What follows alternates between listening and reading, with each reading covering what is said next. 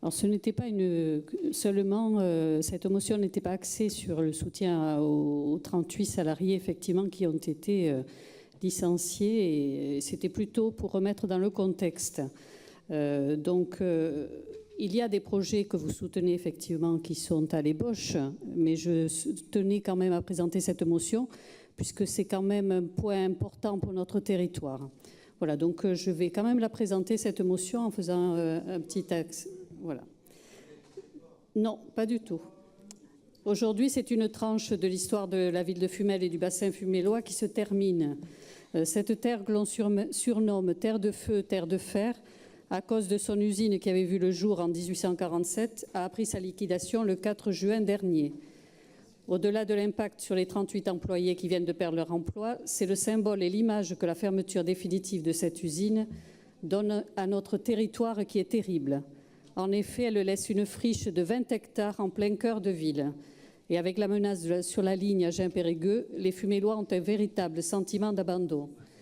Les collectivités locales sont d'ores et déjà mobilisées, au premier rang duquel la ville de Fumel qui a lancé le projet d'aménagement de l'avenue de l'usine, artère de 1 km qui longe l'usine et le Lot. La communauté de communes Fumel-Vallée du Lot, aujourd'hui propriétaire de l'ensemble du site et seulement aujourd'hui, a lancé les études pour la valorisation de la machine de Watt, inscrite au titre des monuments historiques et dont il ne reste que 2 exemplaires dans le monde.